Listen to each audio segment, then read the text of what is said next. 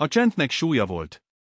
A Fort Heavy katonai kutyakiképző központ kennel során a csend ritka és általában rossz ómen volt.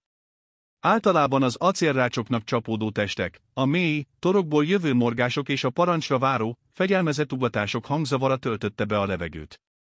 De ma a csend egyetlen pontból eredt, egy sűrű, nehéz gömbből a legtávolabbi kennel végén, és onnan terjedt szét, elnyomva minden más zajt. Ott feküdt Rex. Egy 12 éves német juhász, akinek egykor fényes, fekete és cserbarna bundája mostanra megfakult, a pofája körüli szőr pedig teljesen megőszült. A füle hegye megtört és lebigyedt, egy régi sérülés emléke. A szeme, amely egykor parazsat rejtett, most zavaros, tófenéki mélységgel bámult a semmibe. A teste csupa heg volt, térkép a tucatnyi bevetésről, a sivatagi homoktól a hegyvidéki sziklákig. 2 turnust szolgált le Kandahárban, egyet Irakban. Több robbanóanyagot szagolt ki, mint amennyit a legtöbb tűzszerész látott egész pályafutása alatt. Megmentett egy tucatnyi katonát, és egyszer egy egész szakaszt vezetett ki egy aknamezőről. Most pedig itt feküdt a hideg betonon, és várta a semmit. A teste elárulta őt. A csípődiszplázia miatt a hátsó lábai merevek voltak, és minden mozdulat láthatóan fájdalommal járt. A hallása már nem volt a régi, és a szaglása, az a legendás eszköz, amely egykor életeket mentett, már csak árnyéka volt önmagának. Kivezetésre került az aktív szolgálatból. A protokoll szerint örökbe adhatóvá vált. De senki sem akarta őt. A családok, akik eljöttek, hogy egy hős kutyát vigyenek haza, a fiatal, életerős, játékos állatokat keresték. Látták Rexet, az öreg harcost a sarokban, és a szemükben sajnálat vagy, ami még rosszabb, szánalom jelent meg. Egy apa a fiának magyarázta, ő már túl öreg, fiam. Neki már csak a pihenés kell. Egy fiatal pár arról suttogott, hogy az állatorvosi költségek valószínűleg csillagászatiak lennének. Török hadnagy, a telep frissen kinevezett parancsnoka, teherként tekintett Rexre. A hadnagy maga is fiatal volt, ropogósra vasalt egyenruhában, a csizmája tükörfényesre polírozva. A katonai akadémián végzett, kitüntetéssel, és a karrierjét gráfikonok és hatékonysági mutatók mentén tervezte. Rex egy rossz statisztika volt alapján. Egy tétel a kiadási oldalon, 0 a bevételi oldalon. Egy nem deployable asset, ahogy ő fogalmazott. Egy erőforrás, amely helyet és ételt fogyasztott, anélkül, hogy bármilyen értéket termelt volna. Meddig kell még tartanunk? Kérdezte egy reggel Varga tizedestől, miközben undorral nézte a mozdulatlanul fekvő kutyát. Varga, egy szikár, csendes fiatalember, aki a kutyákat jobban szerette, mint az embereket, megvonta a vállát. A szabályzat szerint, uram, amíg örökbefogadóra nem talál. Ő egy veterán. Ki jár neki az esély? Esély? Török felhorkant. A hangja éles volt és megvető. Ez a kutya egy roncs. Nézd rá! Csoda, hogy még lélegzik. Csak a helyet foglalja egy olyan kutya elől, amelyik még hasznos lehet. A szeme végig siklott a kennel soron, ahol a fiatalabb kutyák ugatva és ugrálva próbálták felhívni magukra a figyelmét. Ez a jövő, tizedes. Erő. Vitalitás. Nem a múlt egy rozzant emléke. Varga nem szólt semmit. Csak lesütötte a szemét, és megvakarta a tarkóját. Tudta, hogy a hadnagynak nincs igaza, de azt is tudta, hogy egy hadnaggyal vitatkozni egy tizedesnek felesleges és veszélyes. Így hát csak bólintott, és tovább végezte a dolgát, de a szeme sarkából Rexet figyelte. Látta, ahogy az öreg kutya felemeli a fejét, és egy pillanatra egyenesen ránéz. A zavaros szemekben egy pillanatra felvillant valami ősi, meg nem tört értelem. Aztán a fej visszahullott a betonra. A csend ismét rátelepedett a kennel végére. Aznap délután egy férfi sétált be a telep kapuján. Idős volt, talán a 70-es éveiben járt. A haja ősz volt és ritkás, az arca mélyen barázdált, mintha egy életnyi gondot és fájdalmat véstek volna a bőrébe. Ócska farmert és egy kifakult, kockás inget viselt. A járása merev volt, a bal lábát észrevehetően húzta. Minden lépésnél egy alig hallható sziszenés hagyta el az ajkait. A szeme, halványkék, mint egy téli égbolt, fáradtnak és kiüresedetnek tűnt. Kovács Sámuelnek hívták. Senki sem tudott róla semmit. Egy kis, lepusztult házban élt a város szélén. Nem voltak barátai, rokonai nem látogatták. A szomszédok néha látták, ahogy a kertjében dolgozik, lassan és megfontoltan, vagy ahogy a verandán ül egy széken, és a távolt bámulja órákon át. Azt suttogták róla, hogy háborús veterán, de senki sem tudta biztosan. Sámuel soha nem beszélt a múltjáról. A múlt egy bezárt ajtó volt, amit soha nem nyitott ki. Most azért jött ide, mert az orvosa azt mondta, jót tenne neki. Keressen egy társat, Sámuel, mondta a doktor. Valakit, akiről gondoskodhat. Valamit, ami reggelente kihozza az ágyból, Sámuel hetekig ellenállt. Minek? De a magány, mint egy lassan kúszó növény, már a szívét is körbefonta. Az éjszakák voltak a legrosszabbak. A sötétben előjöttek az emlékek, a sikolyok és a puskapor szaga. Ahogy belépett az irodába, a fertőtlenítő és a kutyaeledel szaga fogadta. Egy fiatal katona ült az asztalnál, aki felnézett, és közömbösen megkérdezte, segíthetek? Egy kutyát szeretnék örökbe fogadni, mondta Sámuel halkan. A hangja reszelős volt a nem használattól. A katona egy vágólapra mutatott. Töltse ki ezt, kérem. Sámuel leült, és a remegő kezével elkezdte kitölteni a papírokat. Név. Cím. Kor. A foglalkozás rubrikához azt írta, nyugdíjas, a katonai szolgálat, kérdésnél egy pillanatra megállt a tolla, majd üresen hagyta a sort. Amikor végzett, a katona átvette a lapot, és végigfuttatta rajta a szemét. Rendben. Varga tizedes körbevezeti. Varga odalépett hozzá. Jöjjön velem, uram, a hangja tisztelettudó volt. Volt valami az idős férfi tartásában, a csendes méltóságában, ami megfogta. Elindultak a kenősze mentén. A fiatal kutyák azonnal megélénkültek. Ugráltak, csaholtak, a farkukat csóválták, versengve a figyelemért. Sámuel mindegyiküknél megállt egy pillanatra. Látta az erőt, az energiát. De nem ezt kereste. Az ő élete lassú volt és csendes. Egy ilyen kutya csak feltépte volna a sebeket. Aztán a sor végére értek. A csendes kennelhez. Rex a szokott helyén feküdt, a fejét a mancsaira hajtva. Amikor meglátta a két alakot, csak a szemével követte őket. Nem mozdult, nem adott ki hangot. Sámuel megállt a rács előtt. Hosszú percekig nézte az öreg kutyát. A többiek csak egy roncsot láttak. Ő mást látott. Látta a hegeket, és tudta, hogy minden hegynek története van. Látta a fáradt szemeket, és felismerte bennük ugyanazt a világfáradtságot, amit minden reggel a tükörben látott. Látta a merev testtartást, és megértette a fájdalmat, ami minden mozdulattal jár. Ebben a kutyában önmagát látta. Két öreg katonát, akiket a világ már leírt. Őt, mondta Sámuel végül, a hangja alig volt több suttogásnál. Őt szeretném. Varga tizedes meglepődött. Biztos benne, uram? Rex, nos, ő már nem fiatal. Különleges gondoskodást igényel. Én is, válaszolta Sámuel egyszerűen. Ebben a pillanatban csizmák kopogása hallatszott a betonon. Török hadnagy közeledett, a szokásos fölényes mosolyával az arcán.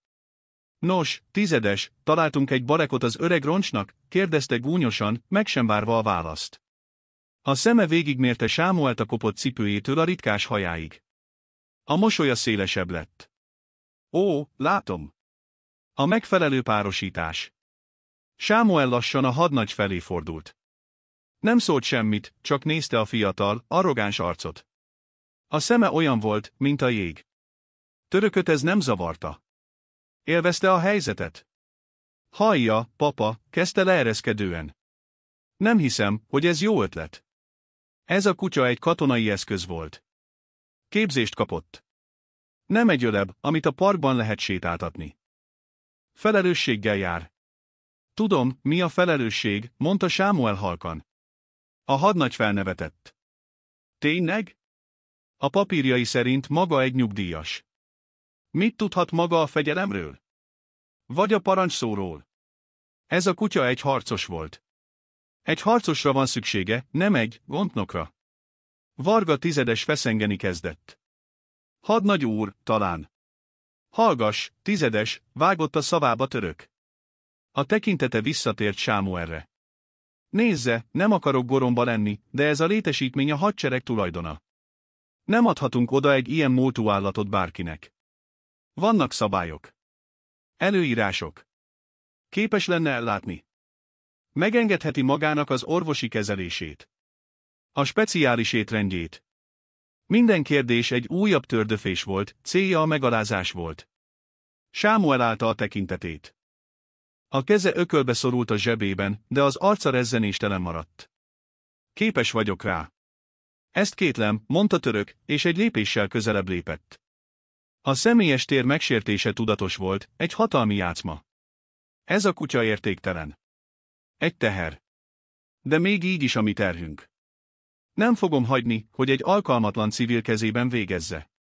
Az rontaná a program hírnevét, a hangja most már nyíltan sértő volt. Talán keressen egy aranyhalat. Az jobban illik magához. A megaláztatás a levegőben vibrált. Varga tizedes a földet nézte, az arca égett a szégyentől. Más katonák, akik a közelben dolgoztak, megálltak, és kíváncsian figyelték a jelenetet. Sámuel egy hosszú pillanatig nem szólt semmit. Aztán lassan felemelte a kezét, és a kenőrrácsára tette. Az ujjai finoman megérintették a hideg fémet. Rex, aki eddig mozdulatlanul feküdt, felemelte a fejét. Lassan, nyögve feltápászkodott. Odabicegett a rácshoz, és az orrát az idős férfi kezéhez nyomta.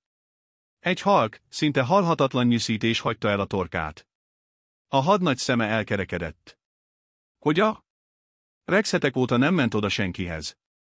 Sámuel nem nézett a hadnagyra. A tekintete a kutyán pihent. Azt mondta, harcos volt, mondta csendesen. A harcosok felismerik egymást. Ez volt az utolsó csepp a pohárban Török hadnagy számára. A nyugodt ellenállás, az idős férfi megmagyarázhatatlan hatása a kutyára, mindez kikezdte a tekintélyét.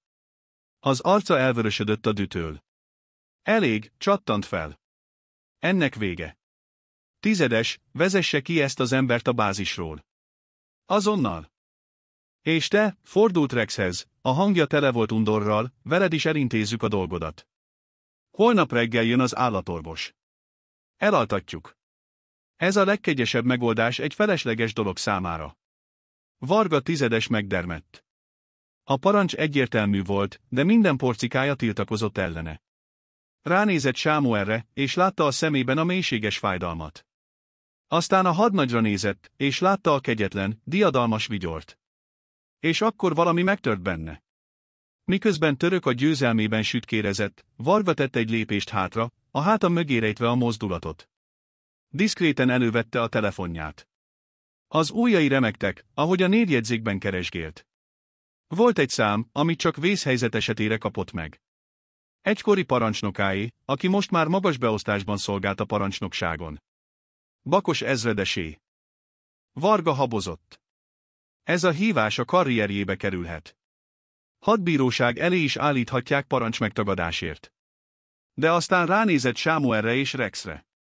Két lélek, akiket a világ magára hagyott, és akiket most egy arrogáns kölyök akart végleg eltiporni. Megnyomta a hívás gombot. A háttérben Török tovább szónokolt. Látja, papa? Így mennek a dolgok a való világban. A gyengék elbuknak. A haszontalanokat kiselejtezik. Ez a rend? Sámuel nem válaszolt. A kezét még mindig a rácson tartotta. Rex odadörgölözte a fejét, és az öreg férfi lassan simogatni kezdte a megkopott bundát. Egy néma búcsú volt. Varga a füléhez emelte a telefont, és elsuttogta, tizedes jelentkezik, uram? A vonal másik végén Bakos ezredes hangja türelmetlen volt. Varga! Mi az ördögöt akar? Egy megbeszélés közepén vagyok. Elnézést a zavarásért, ezredes úr, de vészhelyzet van a kutyatelepen. Vészhelyzet? Milyen vészhelyzet? Elszabadult egy kutya. Nem, uram. Egy civil. Török hadnagy el akar távolítatni egy idős urat, aki örökbe akart fogadni egy kutyát. Bakos hangjában csalódottság csengett. Ezért hív, tizedes? Egy civil vitáért. Oldják meg. Ezért van ott a hadnagy. Varga nyelt egy nagyot. Most vagy soha. Uram, ez nem csak egy vita. A hadnagy el akarja altatni Rexet, a veterán kutyát. És az idős úr, uram, van valami furcsa benne. A járása, és láttam valamit a csuklóján. Egy régi tetoválást. Alig látszik Március egy szárnyastőr egy villámmal. A vonal elnémult. A csend olyan mély volt, hogy Varga azt hitte, megszakadt a kapcsolat. Ezredes úr! Hall engem? Amikor Bakos megszólalt, a hangja teljesen megváltozott. Eltűnt belőle a türelmetlenség, a helyét a célos, halálosan komoly feszültség vette át. 10. Mondja el pontosan, hogy néz ki az az ember. Varga gyorsan, suttogva leírta Sámuelt. Az őszhaj, a barázdált arc, a halványkék szem, a biceg és a bal lábára. Újabb csend. Majd egy éles levegővétel. Az Isten szerelmére, lehelte Bakos. Ő az, a hangja most már sürgető volt, parancsoló. Varga, figyeljen rám, és figyeljen nagyon! Ne engedje el azt az embert. Bármi áron tartsa ott. Ne hagyja, hogy a hadnagy hozzáérjen, se a kutyához. Értette? Igen, uram, de hogyan? Nem érdekel, hogyan? Mondja azt, hogy parancsot kapott. Hazudjon, ha kell. Úton vagyok. 2 perc. A vonal megszakadt. Varga zsebre vágta a telefont. A szíve a torkában dobogott. Török éppen Sámuel felé fordult. Na, indulás. 10. Miért nem csinálja a dolgát? Varga kihúzta magát. Parancsot kaptam, hadnagy úr. Török megvetően felhorkant. Miféle parancsot? Tőlem. Nem, uram. Magasabb helyről, mondta Varga, a hangja meglepően erősen csengett. A parancs az, hogy az úr és a kutya itt maradnak, amíg a parancsnokságról meg nem érkeznek. Török arca hitetlenkedésbe torzult. Maga szórakozik velem, 10. Ki adott ilyen parancsot? Ezt nem áll módonban közölni, uram. A hadnagy arca sötétvörös lett. Ez parancsmegtagadás. A börtönben fog megrohadni, Varga. Elindult Varga felé, az ujja fenyegetően a mellkasára mutatott. És akkor meghallották. Először csak egy távoli, mély morajlás volt, ami egyre erősödött. Aztán éles gumicsikorgás hallatszott, ahogy egy jármű nagy sebességgel befordult a telepkapuján. Egy fekete, katonai jelzésekkel ellátott terepjáró szágúdott a Murvás úton, és fékcsikorgással állt meg a Kenölsze mellett, porfelhőt verve. Az ajtó kivágódott, és egy magas, szikár férfi szállt ki belőle. Az egyenruháján ezredesi rangjelzés díszelgett. Az arca olyan volt, mintha gránitból faragták volna, a szeme pedig haragot és sürgető aggodalmat tükrözött. Bakos ezredes volt. Török hadnagy álla leesett. Összeszedte magát, és vigyázba vágta magát, miközben egy olajos mosoly próbált az arcára erőltetni. Ezredes úr! Micsoda megtiszteltetés! Nem is tudtam, hogy látogatást tesz nálunk. Bakos ezredes rá sem nézett. Mintha török ott sem lett volna. A tekintete a tömegen pásztázott végig, kereste azt az egyetlen arcot. Amikor meglátta Sámuelt a kennerrácsnál, a gránitarc megenyhült egy pillanatra, és valami mélységes, régi tisztelet és megkönnyebbülés suhant át rajta. Egyenesen odasétált, a csizmája határozottan kopogott a betonon. A döbbent törököt egyszerűen félrelökte az útból. Megállt Sámuel előtt. Egy pillanatig csak nézték egymást, a fiatal, erőteljes ezredes és a megtört, öreg Ciril. A levegő megfagyott. Aztán Bakos ezredes tisztelgett. Nem egy laza, megszokott tisztelgés volt. Ez egy éles, tankönyvbe illő mozdulat volt, tele tisztelettel és alázattal. A kezét a homlokánál tartotta, mozdulatlanul, mintha egy szobor lenne. Sámuel úr, mondta, a hangja mély és tiszta volt, betöltötte a csendet. Rég találkoztunk. Sámuel lassan bólintott. Ezredes. Török hadnagy úgy nézett ki, mint akit arcon vágtak. Ezredes úr, maga ismeri ezt az embert, hebegte. Bakos lassan leengedte a kezét, de a szemét nem vette le Sámuelről. Aztán, mintha csak most vette volna észre a hadnagyot, lassan felé fordult. A tekintetében olyan hideg düh lobogott, amitől török ösztönösen hátralépett egyet. Hogy ismerem-e? Bakos hangja halk volt, de minden szava úgy vágott, mint egy ostorcsapás. Hadnagy, maga annyira zöldfülű, hogy még fotoszintetizál. Maga a szabályzatokat olvassa. Ez az ember a szabályzatokat írta. Vérrel és verejtékkel. Körbenézett a döbbent katonákon. Mindannyian azt hiszik, hogy a hősök egyenruhát viselnek, és a mellkasuk tele van kitüntetésekkel. Azt hiszik, a legendákról könyveket írnak, elmosolyodott, de a mosolya hideg volt és keserű. Tévednek. A legnagyobb legendákról soha nem hallanak. A nevüket titkosították, a tetteiket törölték a feljegyzésekből. Azért, mert olyan helyeken jártak, és olyan dolgokat tettek, amikről maguknak még csak fogalmuk sincs, hogy békében alhassanak éjszaka. A tekintete visszatért Törökre. Maga egy kutyát akart elaltatni. Egy hőst. És megalázott egy embert.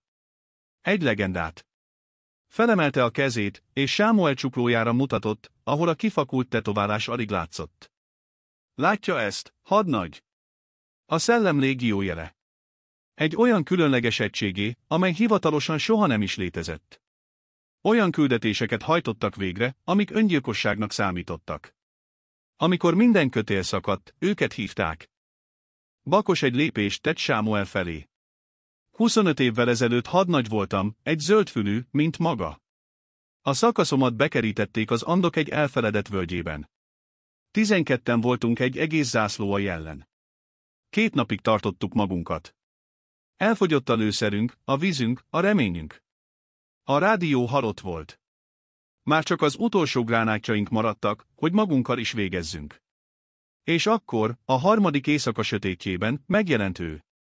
A hangja elcsuklott az emléktől. Egyedül jött. Úgy mozgott, mint egy kísértet. Nem is láttuk, csak az ellenség holttesteit találtuk meg reggel. Egyedül, egyetlen késsel és egy hangtompítós pisztollyal szivárgott át a vonalaikon, és utat nyitott nekünk. 12 embert mentett meg azon az éjszakán. Én voltam az egyikük. A kennelsoron síri csend honolt. Mindenki Sámuelre nézett, de már nem egy gyenge, öreg embert láttak. Egy legendát láttak, aki közöttük járt. Becsület érdemrendre terjesztették fel, folytatta Bakos, a hangja most már zúgott a dühtől. Visszautasította. Előléptetést ajánlottak neki. Visszautasította. Csak egy dolgot kért, hogy hagyják békén. Hogy töröljék a nevét a nyilvántartásból, és engedjék, hogy elfelejtse, amit látott és tett.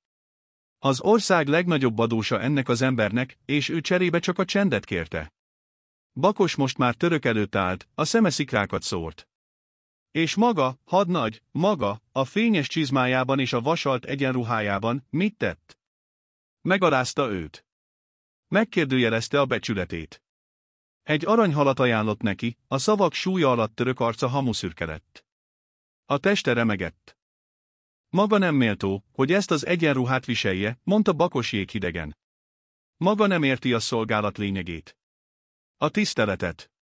Az áldozatot. Maga egy szégyen.